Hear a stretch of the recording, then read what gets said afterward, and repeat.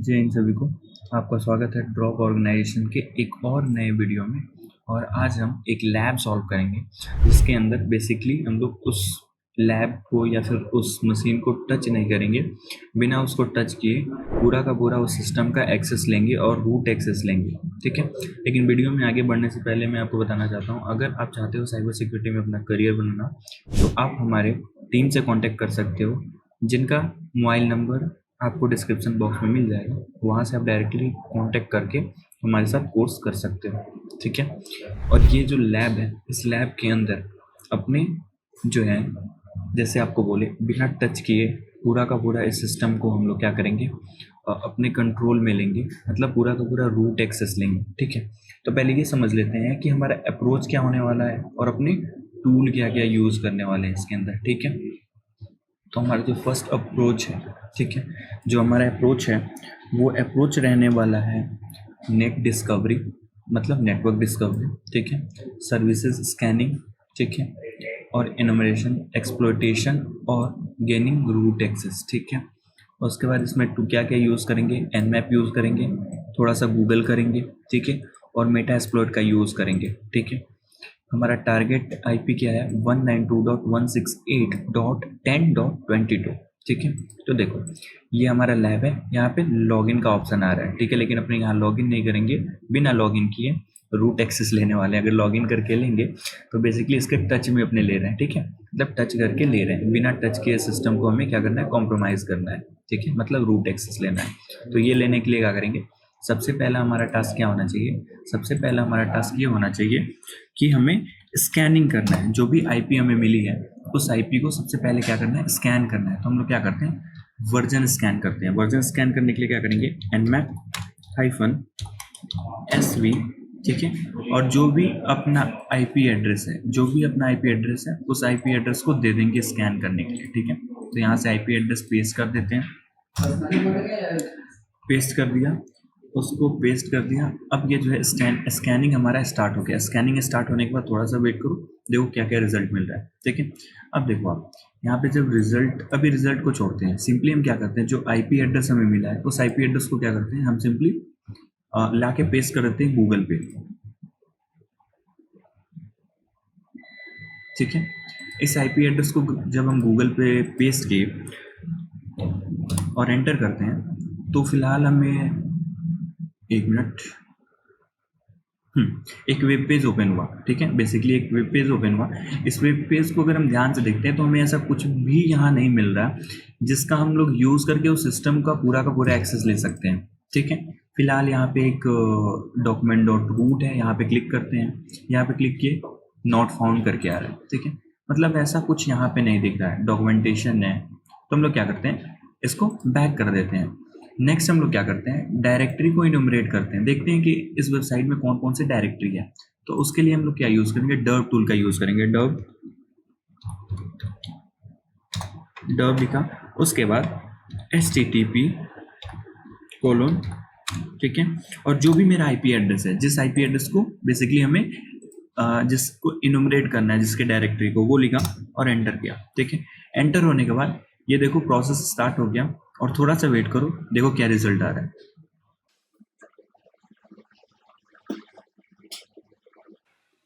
ये अभी directory enumerate कर रहा है।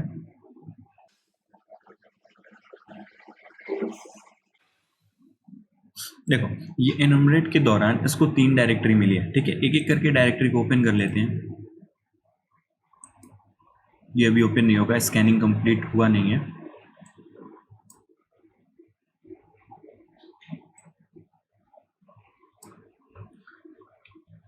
इसको कॉपी कर लेते हैं, ठीक है, हाँ हो गया।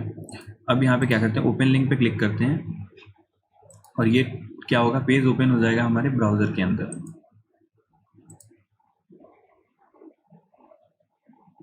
ठीक है। एक मैनुअल बेसिकली पेज ओपन हो रहा है, जिसके अंदर पेरेंट डायरेक्टरी के अंदर MOD है, ठीक है, एक डायरेक्टरी बनी हुई है, इसके अंदर कुछ MOD पर्ल नाम के फाइल, perl.html नाम के फाइल है। मतलब यहाँ पे हमारा कुछ बेसिकली देखने पे ऐसा कुछ समझ में नहीं आ रहा है कि जिससे हम लोग कोई एक्सेस लेंगे, रूट एक्सेस, ठीक है। तो हम लोग क्या करते हैं, ये बेसिकली कह सकते हो कि लक सही नहीं है, इसलिए हमें बेसिकली ऐसा कुछ मिला नहीं डायरेक्टरी के अंदर, ठीक है। तो अब हम लोग क्या करते हैं, हमारा मेन, अब जो भी हम लोग एनमैप के थ्रू स्कैनिंग किए थे ना, वहीं पे हमारा पूरा का पूरा भरोसा है कि वहीं से हमें कुछ मिल सकता है, ठीक है। तो सारे पोर्ट को और उनके सर्विसेज को देख रहे हैं ना, तो यहाँ पे एक SMBD करके आपको दिख रहा होगा, जो 139 पोर्ट पे चल रहा है, ठीक है। लेकिन यहाँ पे उसका क्या है कि उसका हमें वर्जन नहीं पता, ठीक है, उसका वर्जन नहीं पता। अब वर्जन हमें पता करना है, ठीक है। तो वो सब चीज़ें कैसे करेंगे, तो उसका यूज़ अब हम लोग करने वाले हैं। उसको देखने के लिए हम लोग यूज़ में लेंगे अपने मेटास्प्लॉइट का, ठीक है। अब मेटास्प्लॉइट को यूज़ में लेने से पहले आपको 2-3 चीज़ें करने होगा, ठीक है। पहले आपको जो है इसके MSF डेटाबेस को, जो भी MSF है, MSF DB को इनिशियलाइज करना होगा। तो वो करने के लिए क्या करना होगा, आपको सिंपली लिखना है sudo MSF DB, ठीक है, और उसके बाद init करके आपको एंटर करना है और अपने काली का पासवर्ड दे देना है। काली का पासवर्ड दिया, काली का पासवर्ड देने के बाद देखो यहाँ पे ये एरर दिया है। क्या एरर दे रहा है कि डेटाबेस ऑलरेडी स्टार्टेड। मेरा जो डेटाबेस है ऑलरेडी स्टार्टेड है, लेकिन आप अगर पहले इसको नहीं किए होगे तो आपके में ये नहीं होगा, आपका बेसिकली स्टार्ट होगा डेटाबेस। मेरा ऑलरेडी स्टार्टेड है, ठीक है। और यहाँ पे लिख के आ रहा है the database appears to be already configured, skip initialisation, ठीक है, इनिशियलाइजेशन। अब इसके में क्या बोल रहा है कि डेटाबेस जो मेरा है ऑलरेडी कॉन्फ़िगर्ड है, तो आप इसको स्किप कर सकते हो, ठीक है। तो चलो कोई बात नहीं, मेरा ऑलरेडी कॉन्फ़िगर्ड है तो हम इसको स्किप कर देते हैं। अब हमें क्या है ना, वहाँ से वर्जन का पता नहीं चला, तो वर्जन पता करने के लिए हम लोग क्या करेंगे, MSF कंसोल ओपन करेंगे।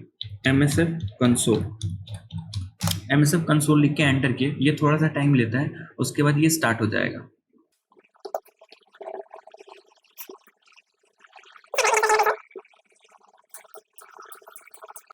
ये थोड़ा सा टाइम ले लेता है बेसिकली स्टार्ट होने में।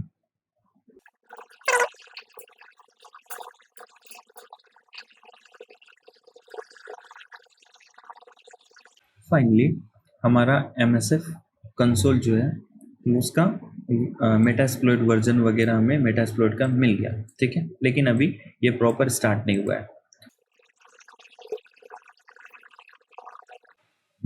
अब फाइनली जाके ये मेरा मेटास्प्लॉइट स्टार्ट हो गया। अब मुझे क्या करना है, वर्जन को फाइंड आउट करना है, बेसिकली सर्च करना है। तो उसके लिए हम क्या करेंगे, सर्च लिखेंगे, सर्च SMB-वर्जन, ठीक है, SMB-वर्जन लिख के एंटर करेंगे। अब ये क्या करेगा, बेसिकली ऑक्सिलरीज को क्या करेगा, सारे जितने मॉड्यूल्स होंगे उनको लिस्ट करेगा।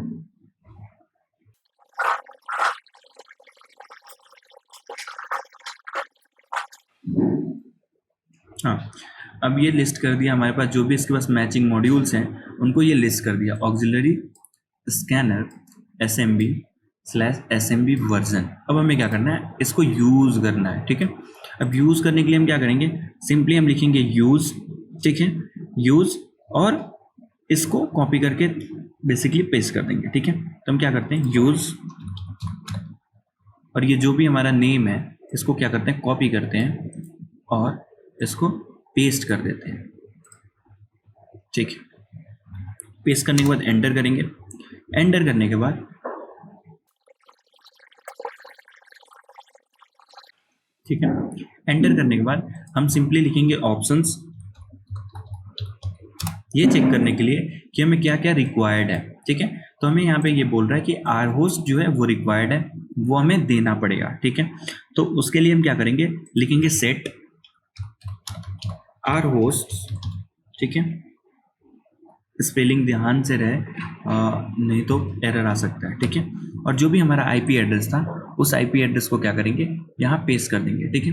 तो हमारा IP एड्रेस क्या था, 192.168.10.22, ठीक है। लिख के एंटर करेंगे।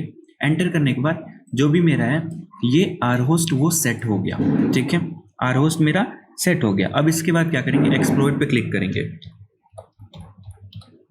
एक्सप्लोइट कैपिटल हो गया ना, देखो थोड़ा भी यहाँ पे अगर मिस्टेक करते हो तो एरर आ सकता है। देखो यहाँ पे एक्सप्लोइट जो है वो कैपिटल में हो गया, तो ये चीज़ें आ गई। और नीचे आपको आपके एरर का ये भी बता रहा है कि क्या आपके कहने का मतलब ये है एक्सप्लोइट मतलब स्मॉल में, तो हाँ कहने का मतलब तो वही है। तो हम क्या करते हैं EXPLOIT कर देते हैं, ठीक है।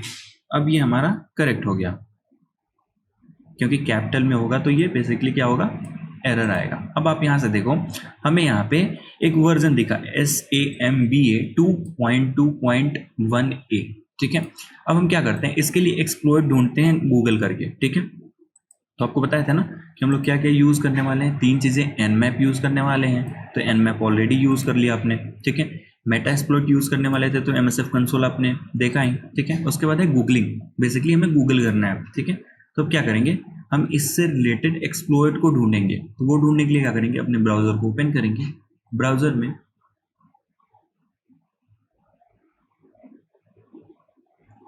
कुछ नहीं लिखना आपको, बस ब्राउजर में इतना लिखना, एक्सप्लोइट, और जो भी आपने वहां से कॉपी कर रखा है वहां पे उसको यहाँ पे लाके पेस्ट करके एंटर कर देना है, ठीक है। एंटर करने के बाद हमारे पास कुछ वेबसाइट्स आएंगे, ठीक है, एक्सप्लोर के लिए। तो देखो यहाँ पे Rapid7 की एक वेबसाइट आ रही है, सांबा ट्रांस टू ओपन, ठीक है, ओवरफ्लो लिनक्स 86, ठीक है। तो इसको ओपन करते हैं।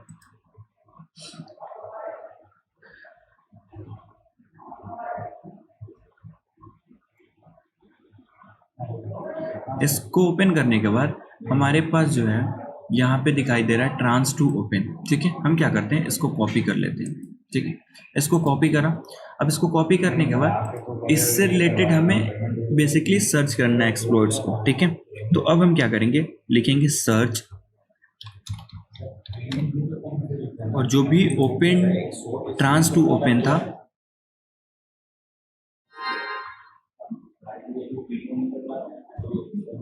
ठीक है, पेस्ट करेंगे, एंटर करेंगे। एंटर करने के बाद हमारे पास कई सारे मॉड्यूल्स आ गए, ठीक है। अब यहाँ पे आप ध्यान से देखो, ये जो फर्स्ट मॉड्यूल है ना, इसको हमें क्या करना है, यूज करना है, ठीक है। तो इसको क्या करते हैं, यहाँ से कॉपी करते हैं, ठीक। कॉपी कर लिया। कॉपी करने के बाद हमें इसका क्या करना है, बेसिकली यूज करना है। हमारे पास लिस्ट वगैरह आ गई है, ठीक। तो हम लिखते हैं यूज, और जो भी हमने कॉपी कर रखा है उसको यहाँ पे लाके पेस्ट कर देंगे और एंटर कर देंगे, ठीक है। एंटर करा। एंटर करने के बाद जो है ये बेसिकली मेरा यूज हो गया, लेकिन यहाँ पे लिख क्या रहा है, नो पेलोड वेयर कन्फिगर, ठीक है। तो कोई नहीं, हम पेलोड को भी कन्फिगर्ड कर देंगे पहले, ठीक है। तो एक बार ऑप्शंस लिखते हैं। ऑप्शंस लिखने के बाद ये हमारे पास आ गया कि rhost चाहिए, और जो भी है हमें rhost को बेसिकली देना है, ठीक है। तो हम क्या करते हैं, पहले इसके लिए पहले हम लोग अपने पेलोड को सेट कर लेते हैं, ठीक है। क्योंकि पेलोड जब तक सेट नहीं करोगे तो फिर प्रॉपर्ली कैसे वर्क करेगा, ठीक। तो हम लोग क्या करते हैं, पहले पेलोड को सेट कर लेते हैं। तो सेट, ठीक है, payload, set payload generic underscore reverse, generic के बाद, सॉरी, जेनरिक के बाद होगा आपका shell slash shell reverse TCP, ठीक है। ये मेरा पेलोड सेट करना है। अब एंटर करते हैं, तो मेरा पेलोड भी जो है, मेरा पेलोड भी वो भी सेट हो गया, ठीक है। पेलोड भी मेरा सेट हो गया। अब पेलोड सेट होने के बाद अब क्या करना है, अपने को rhost जो है मेरा वो सेट करना है, ठीक है। तो rhost सेट करने के लिए हम क्या करेंगे, सेट rhost, सेट rhost, और अपना जो भी IP एड्रेस था उस IP एड्रेस को क्या करेंगे, पेस्ट कर देंगे। 1 मिनट, जैसे 192.168.10.22 था ना हमारा IP एड्रेस, इसको दे दिया, ठीक है। अब मेरा rhost भी सेट हो गया, ठीक है। पेलोड भी सेट हो गया, rhost भी सेट हो गया। अब अपना काम खत्म, बस क्या करना है, अब एक्सप्लोर पे क्लिक करना है, सॉरी मतलब टाइप करना है एक्सप्लॉइट और एंटर करो। एक्सप्लॉइट एंटर होने के बाद आप यहाँ से ध्यान से देखना, ये क्या कर रहा है, ट्राई कर रहा है एड्रेस के ऊपर, ठीक है। थोड़ा सा वेट करो।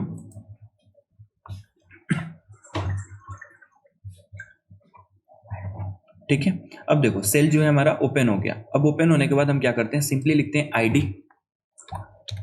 आईडी लिखने के बाद देखो हमें यहाँ पे UID मिल गया और GID मिल गया, ठीक है। अब हम क्या कर रहे हैं, पूरा का पूरा एक्सेस इस सिस्टम का मिल चुका है, ठीक है। लेकिन आप ध्यान से देखना, इस सिस्टम को अपने टच भी नहीं किए हैं, इसको थोड़ा भी टच नहीं किया, लेकिन इसका पूरा का पूरा कंट्रोल हमारे पास आ गया। क्यों?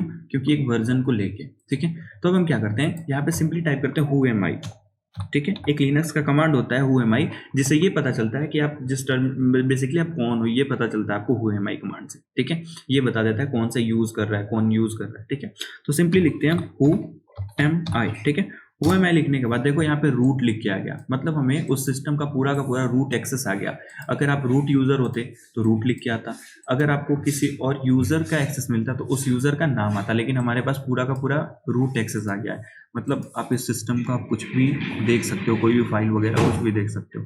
तो सिंपली यही था, जैसे हम लोग बिना टच किए किसी सिस्टम को कैसे एक्सेस ले सकते हैं, ठीक है। लेकिन इससे रिलेटेड और डेप्थ में आप अगर साइबर सिक्योरिटी सीखना चाहते हो, अगर पेनिट्रेशन टेस्टिंग करना चाहते हो, साइबर सिक्योरिटी के अंदर करियर बनाना चाहते हो, तो आप ड्रॉप ऑर्गेनाइजेशन के साथ जुड़ के साइबर सिक्योरिटी कोर्स कर सकते हो, और इससे भी एडवांस लेवल की हैकिंग आप खुद से कर सकते हो, ठीक है। ये तो बेसिकली एक लैब था, लेकिन इससे भी अच्छी तरीके से कैसे सॉल्व करना है, कैसे यूज करना है, आप कर सकते हो, ठीक है। तो इसके लिए क्या करना है, आपको सिंपली ड्रॉप के साथ जुड़ के साइबर सिक्योरिटी कोर्स कर सकते हो, जिसके लिए आपको डिस्क्रिप्शन बॉक्स में नंबर आपको मिल जाएगा, वहां से आप कॉन्टेक्ट कर लेना। हमारी टीम आपसे बात करके आपको सारी चीजें बता देगी। चलिए, तब तक के लिए थैंक्स, मिलते हैं नेक्स्ट वीडियो में।